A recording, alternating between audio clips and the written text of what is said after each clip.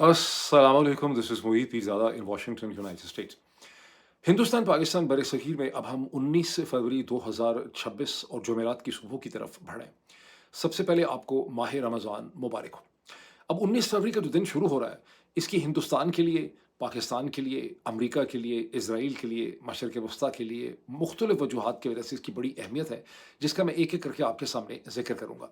लेकिन इससे पहले कि मैं इन डेवलपमेंट्स की तरफ चलूँ, मुझे कुछ आपस की बात करनी है। मैं समझता हूँ कि हर वीलॉग के शुरू में थोड़ी-सी आपस की बात भी करनी चाहिए, जिसका मेरे और आपके दरमियान जो एक ताल्लुक रिश्ता है, उसके नाते से हमें बात करनी चाहिए।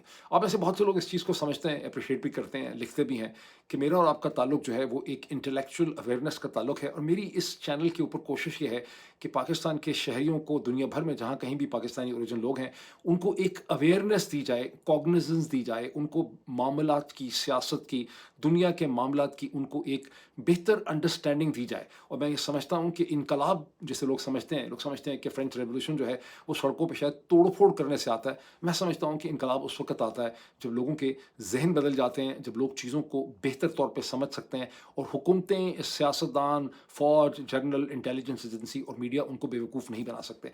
तो ये इस चैनल का मकसद हयात है और ये इसकी स्ट्रगल है। अब गुज़िश्ता 24 घंटे में मुझे ये पता चला कि बहुत से मीडिया के हलकों को ये कहा गया कि सुहेल आफरीदी साहब ने जो इमरान खान रिहाई फ़ोर्स बनाई है, उसको आप बड़ा एप्रिशिएट करें कि भई हज़ारों, लाखों लोग इकट्ठे हो जाएँगे, तैयारी होगी, बहुत ज़बरदस्त सब कुछ होगा। मैंने आपको क्या बताया? मैंने आपको बताया कि सुहेल आफरीदी साहब एक मुश्किल सिचुएशन से निकलने के लिए उन्होंने इन ऑप्टिक्स का, इस एक्सक्यूज़ का उन्होंने सहारा लिया है।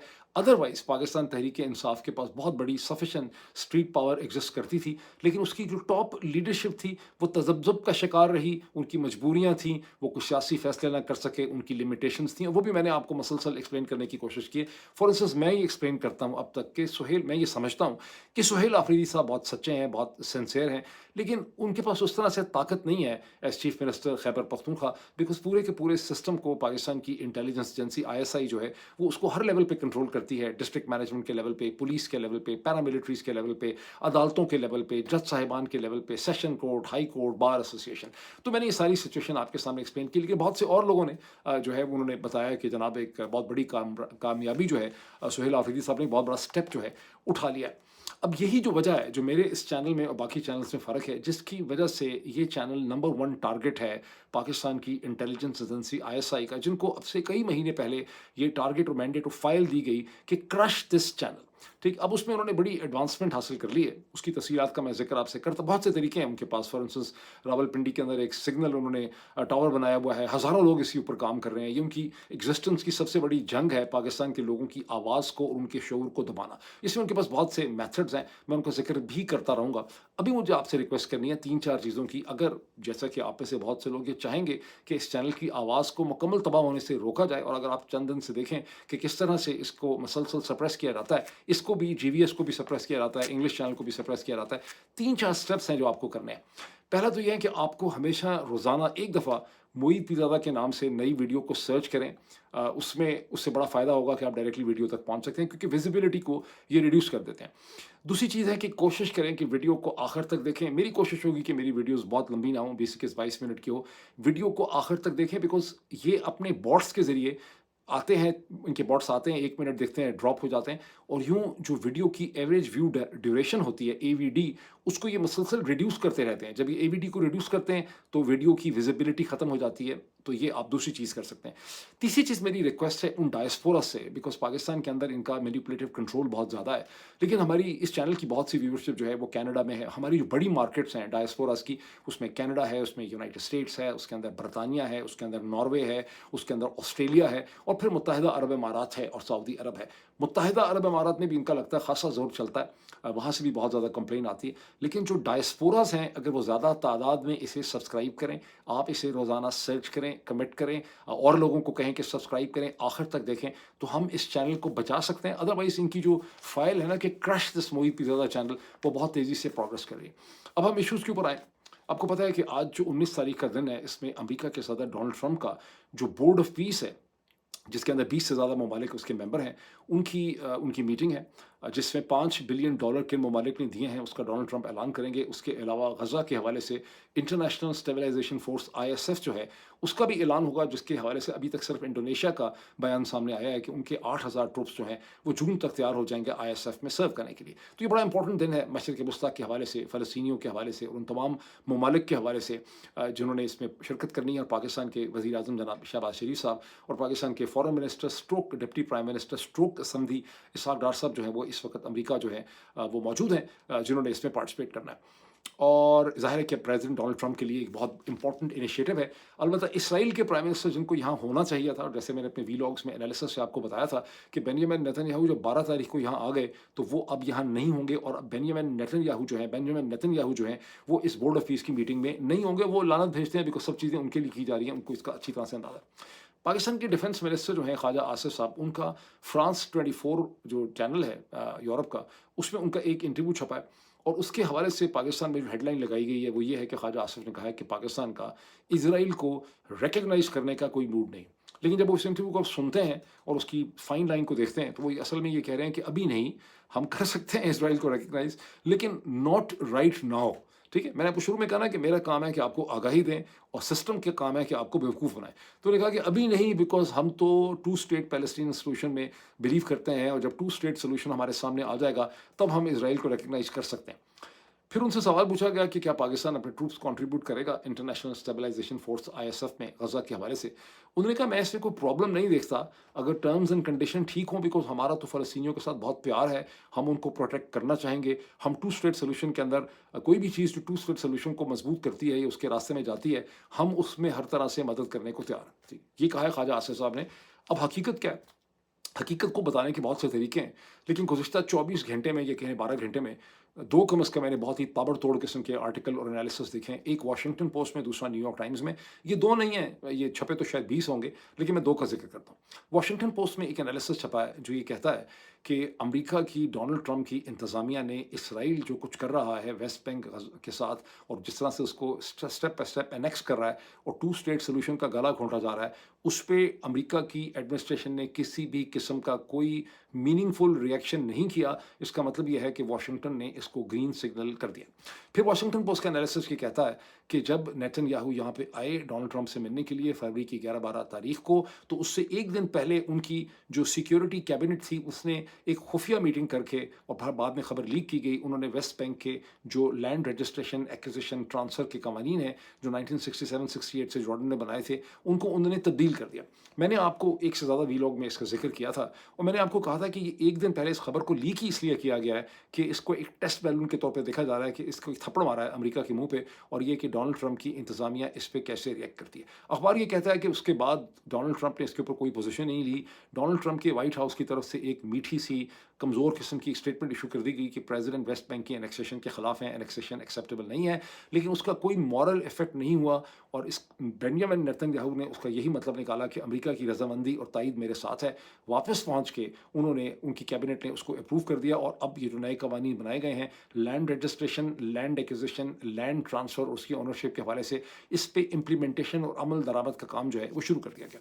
اب نیو یارک ٹائمز کے اندر ایک بڑا ڈیٹیلڈ اوپینین پیس انالیسس چھپا ہے، جو چھاپنے والا جو ہے وہ بہت امپورٹنٹ ہے، بیکاز یہ امریکہ کا سب سے سیلیبریٹڈ کالمنسٹ ہے، جوش ہیں، تھامس فریڈمن۔ انہیں سے اکثر لوگ، آپ میں سے اکثر لوگ ان سے واقف ہوں گے۔ ٹام فریڈمن ان کو کہا جاتا ہے، بہت سی کتابیں انہوں نے لکھی ہیں۔ ٹام فریڈمن یہ کہتے ہیں کہ انہوں نے لٹرلی گالیاں نکالی ہیں نیتن یاہو کو، اور لٹرلی اگر اس کی اردو میں ٹرانسلیشن کریں تو وہ کہہ رہے ہیں کہ یہ کتے کا بچہ، یہ خبیث جو ہے، یہ ڈونلڈ ٹرمپ کو اور امریکن جوز کو پھدو بنا رہا ہے، بیوقوف بنا رہا ہے۔ اس نے ایک طرف ساری دنیا کو ایران کے پیچھے لگایا ہوا ہے، جس کا حل صرف اور صرف جنگ نہیں ہے بلکہ ڈپلومیٹک انگیجمنٹ ہے۔ ٹھیک ہے ایران کے ساتھ مسئلہ ہے، لیکن اس میں ایک پوری جنگ، وار، آرمڈا ایئر کرافٹ کیریئر اکٹھے کر دیے ہیں، اور جو اصل ایشو ہے کہ غزہ کا کیا ہونا ہے، ویسٹ بینک کا کیا ہونا ہے، وہاں سے توجہ ہٹا دی۔ پھر وہ آگے کوٹ کرتے ہیں فارمر اسرائیلی پرائم منسٹر عہد اولمرٹ کو، اور وہ کہتے ہیں کہ عہد اولمرٹ نے یہ لکھا ہے کہ جو ٹیررسٹ گینگز جو ہیں وہ گزشتہ چند دنوں سے ویسٹ بینک کے اندر خوفناک دہشت گردی کر رہے ہیں، اولو گرووز کو، کھیتوں کو جلا رہے ہیں، बच्चों को मार रहे हैं, गाड़ियाँ तोड़-फोड़ रहे हैं, प्रॉपर्टी को नुकसान पहुँचा रहे हैं और एक रेन ऑफ टेरर है जिसके पीछे नेतन्याहू की हुकूमत खड़ी है ताकि वेस्ट बैंक से भी फ़लस्तीनियों को धुड़ाया जा सके और वहाँ 40% जो उसको एरिया सी कहते हैं, उसमें पहले ही सेटलर बैठे हैं। अब नए कवानीन बना दिए गए हैं कि सेटलर फ़लस्तीनियों की प्रॉपर्टी एक्वायर कर सकते हैं, अपने नाम ट्रांसफ़र कर सकते हैं और यूँ एक और नया क्राइसिस जो है वो खड़ा किया जा रहा है, जिसके नतीजे में ना सिर्फ मशरक़ वस्ता और मुसलमान बल्कि यूरोपियंस भी हमसे शदीद नफ़रत करेंगे और ये नेतन्याहू की पॉलिसीज़ जो हैं, ये कोई यहूदियों के फ़ेवर में नहीं है, बल्कि ये यहूदियों का सरासर से नुकसान है। ठीक, या मैंने आपके सामने हकीकत रखी, अब वापस चले जाएँ अपने डिफेंस मिनिस्टर जो पाकिस्तान के ख्वाजा आसिफ साहब आपको क्या कहानी सुना रहे हैं कि पाकिस्तान टू स्टेट सोल्यूशन के अंदर बिलीव करता है। जब टू स्टेट सोल्यूशन बन जाएगा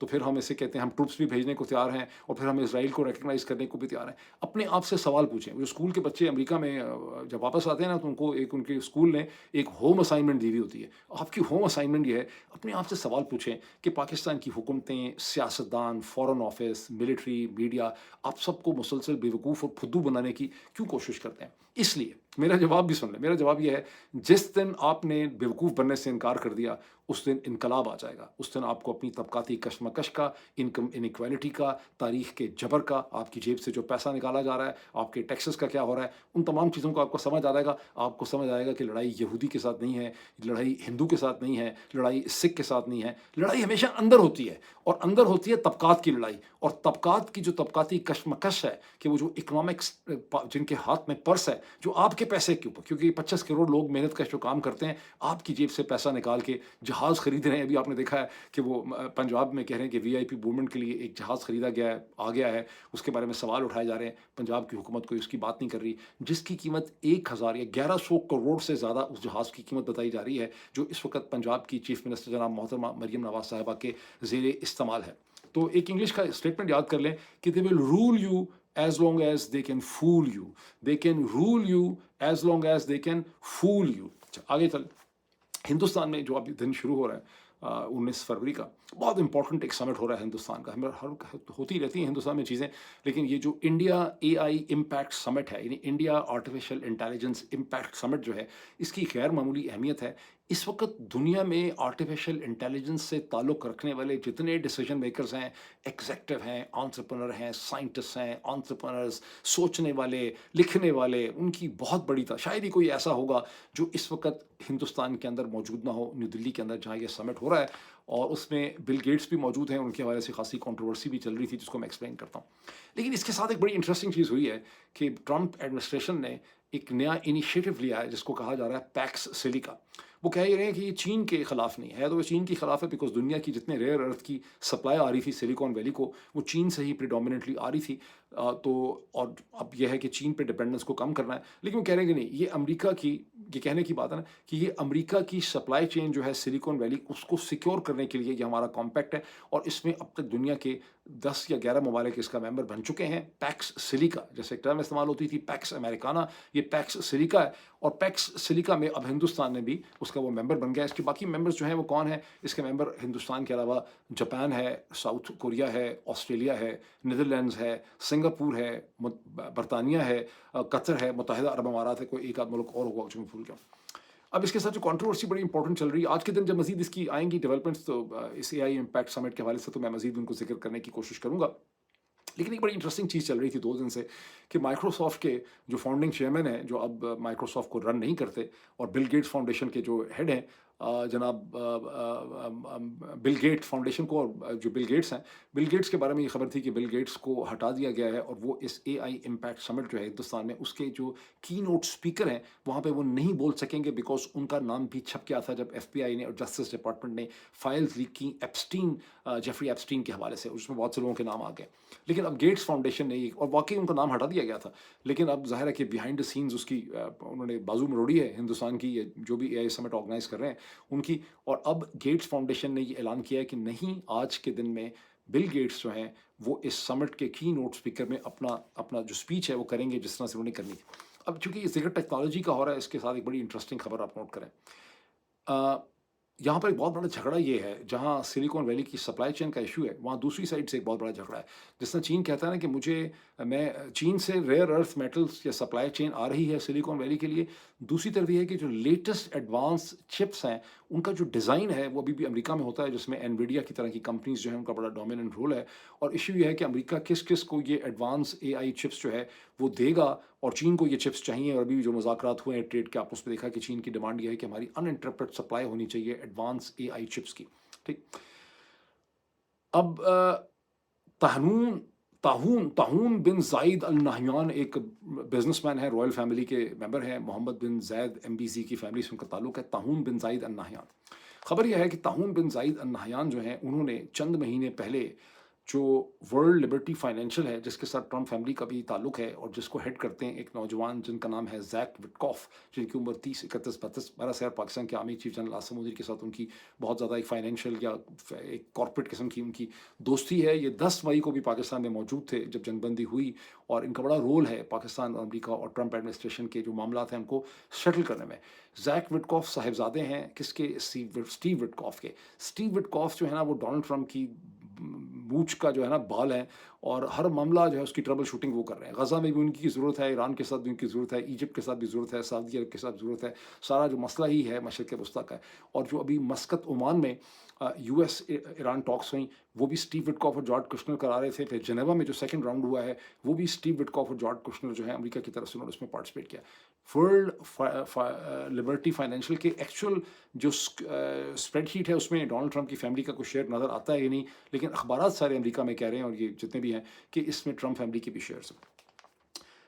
ताहून बिन जायद अल नहयान ने चंद महीने पहले $500 मिलियन की इन्वेस्टमेंट की वर्ल्ड लिबर्टी फाइनेंशियल में, और उसका 49% स्टेक उन्होंने ले लिया। वो तो चलो उन्होंने ले लिया, लेकिन उसके चंद महीने के बाद ट्रम्प एडमिनिस्ट्रेशन ने अबू धाबी के लिए 500,000 चिप्स, एडवांस एआई चिप्स जो हैं, वो सैंक्शन किए हर महीने।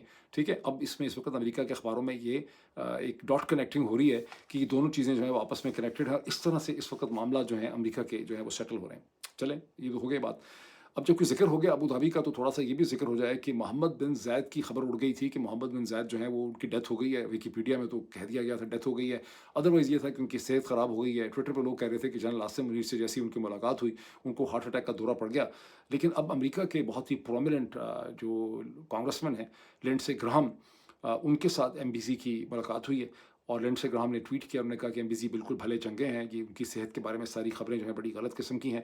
और फिर उसके बाद उन्होंने कतर के जो फरमा रवा हैं, शेख तमीम बिन हमाद अल नहयान, अब क्या कहेंगे उसको, शेख तमीम बिन हमाद जो है ना, उनके साथ उन्होंने की, उनकी भी फुटेज जो तस्वीरें वगैरह जो हैं, वो एमबीसी की टीम ने इशू की हैं। बहुत अच्छा। तो ये कहानी आई कहाँ से थी? ये कहानी का बड़ा इंटरेस्टिंग बैकग्राउंड है। कहानी ऐसी हुई कि 17 फरवरी को रजब तैयब एर्दोगान जो तुर्की के प्रेसिडेंट हैं, वो सऊदी अरब पहुँचे। वो बेसिकली मुत्तहिदा अरब इमारात और सऊदी अरब के दरमियान में ताल्लुकात ठीक करने में लेवरेज कर रहे थे, नेगोशिएशन, मीडिएशन। और तुर्की को और कतर दोनों को इस किस्म की हरकतें करने का बहुत ज़्यादा शौक है। उनकी डिप्लोमेसी है जिससे उनकी अहमियत बढ़ती है। तो जब वो सऊदी अरब से निकले, तो उन्होंने अगले आके एमबीज़ी से, मुत्तहिदा अरब इमारात में मिलना था। उनको ये इन्फॉर्म किया गया कि एमबीज़ी की तबीयत जो है वो बहुत ज़्यादा ख़राब हो गई है। वो डॉक्यूमेंट जो था, ईमेल वगैरह का जो भी था, टेलीग्राम, वो डॉक्यूमेंट ईमेल टाइप था, वो लीक हो गया। तुर्किश मीडिया ने खबर लगाई कि एमबीसी मोहम्मद बिन ज़ायद जो हैं वो बहुत शदीद बीमार हैं, और उसके बाद फिर इसको डिलीट भी कर दिया गया, सारी की सारी खबरों को। और अब इसकी सारी अहमियत क्या है? जितनी भी किंगडम्स और डिक्टेटरशिप्स होती हैं, वहाँ पे जो की पर्सन और सेंट्रल कैरेक्टर फिगर है, अगर उसकी खबर आ जाए कि वो बीमार हो गया है या चल बसा है, तो पूरा सिस्टम जो है वो मेल्ट करने लग जाता है। इसलिए माजी में कई दफ़ा ऐसा भी हुआ है कि डिक्टेटर्स और प्रेसिडेंट, ख़ास करके ईस्ट यूरोप के अंदर, और खलीफों का भी यही होता था कि बादशाह या खलीफा, रोमन एम्पायर में यही होता था, अब्बासी सल्तनत में ही होता था कि खलीफा या बादशाह मर जाता था, और कई कई दिन तक उसके मरने की खबर को छुपाया जाता था, क्योंकि अदरवाइज़ पूरा का पूरा सिस्टम जो है वो कोलैप्स कर सकता था, मेल्ट कर सकता था। तो मुत्तहिदा अरब इमारात में बहरहाल उन्होंने इस अफ़वाह के ऊपर अब काबू पा लिया है। अब आएँ, वापस आ जाएँ पाकिस्तान में। पाकिस्तान में 2 बड़ी इंटरेस्टिंग लीगल हमारे सामने केसेज़ हैं। एक सोहराब बरकत साहब को, जो सियासत डॉट पीके के बहुत ही प्रोमिनेंट टीवी एंकर पर्सन, उनके प्रेज़ेंटर हैं, जिन्होंने बहुत अच्छा काम किया है पिछले गुज़िश्ता कई महीनों में, और उनको कई महीनों से गिरफ़्तार किया हुआ है, उनके ऊपर अजीब फ़ज़ूल वाहियात किस्म के केसेज़ बनाए हैं। उन्हें सुप्रीम कोर्ट के एक 2 मेंबर बेंच ने उन्हें ज़मानत दे दी है। उनके वकील बड़े कॉम्पिटेंट थे, साद रसूल, اور وہاں پہ جسٹس اورنگزیب بھی تھے، اور نعیم افغان کے سامنے پروسیکیوشن نے کہا کہ سہراب برکت نے بڑے خطرناک قسم کے کام کیے ہیں اور ان کو ضمانت جو ہے وہ نہیں ملنی چاہیے۔ ویسے تو سپریم کورٹ تک ضمانت جانی بھی نہیں چاہیے تھی، ہائی کورٹ تک ہی معاملہ ہو جانا چاہیے تھا، لیکن نعیم افغان صاحب نے کہا کہ وہ تو 302 کے جو قتل کے مقدموں کے لوگ ہوتے ہیں جن کے اوپر سزائے موت ہوئی ہوتی ہے ان کو بھی ضمانت ملتی ہے، اور یوں نعیم افغان صاحب نے حاتم طائی کی قبر کے اوپر رات مار کے سپریم کورٹ کے جج صاحبان جو ہیں انہوں نے سہراب برکت کو انہوں نے ضمانت دے دی۔ اب اس سے آپ نے بیوقوف نہیں نہ بننا، تو اس سے آپ کو کیا پتہ چلتا ہے کہ کیا سپریم کورٹ میں اتنی جان آ گئی ہے، سپریم کورٹ اتنی اسرٹیو ہو گئی ہے؟ نہیں، ہرگز، ڈونٹ میک یور سیلف فول۔ اس کا مطلب یہ ہے کہ الٹیمیٹلی سہراب برکت کی گھر والوں کی، اس کی اپنی التجائیں، اس کے وکیل صاحب جو ہیں جو ادروائز تو سعد رسول اگر امریکہ میں ہوتے تو ویسے ہی کیسز جیت لیتے، لیکن یہاں ڈیفینیٹلی سعد رسول نے بہت ترلے منتیں بھی کیے ہوں گے۔ تو آئی ایس آئی کا دل پسیج گیا ہے، ان کو رحم آ گیا ہے، ترس کھایا انہوں نے سہراب برکت کے اوپر، اور سہراب برکت کو اب ایک موقع دیا جا رہا ہے کہ یہ باہر نکل کے بچہ اچھا بنے گا کہ نہیں بنے گا، اگر اچھا نہ بنا تو پھر پکڑ لیں گے، بہرحال ان کو ایک موقع دیا جا رہا ہے اپنے آپ کو ثابت کرنے کا کہ میں اب سدھر گیا ہوں، میں اب ایک بہتر پاکستانی بن گیا ہوں، اور اب میں جو بھی جرنلزم کروں گا سیاست ڈاٹ پی کے سے، وہ میں پاکستانی ریاست کے وسیع تر مفاد کے اندر کروں گا۔ اب اسی وسیع تر مفاد میں ایک اور بڑا انٹرسٹنگ پیراڈاکس ہے جس کا اگلے چند گھنٹوں میں فیصلہ ہونا ہے، اور وہ ہے کہ اسلام آباد ہائی کورٹ کے ایک جج صاحب نے ایمان حاضر مزاری اور ان کے ہسبینڈ ہادی چٹھا جو ہیں، ان کی جو پٹیشن ہے ان کی ضمانت کی، اس کو انہوں نے ایکسیپٹ کر لیا ہے، اس پہ آج ان کی ہیئرنگ ہونی ہے۔ اب یہاں پر یہ دیکھیے کہ دونوں میاں بیوی کو محض ٹویٹس کے چکر میں سم ٹوٹل ان کو 17 برس کی سزا سنائی گئی۔ یہ ایک سنگل نہیں ہے، یہ ٹوٹل کیومولیٹو 17 برس کی بنتی ہے، جیسے مجھے کیومولیٹو انہوں نے 80 برس کی سزا سنائی ہے، لیکن انڈیویجول سزائیں جو ہیں وہ 25-25 برس کی ہیں، تو وہ 25 ہی برس بنتے ہیں، اس میں ان کی میرے خیال میکسیمم 10 سال بنتی ہے۔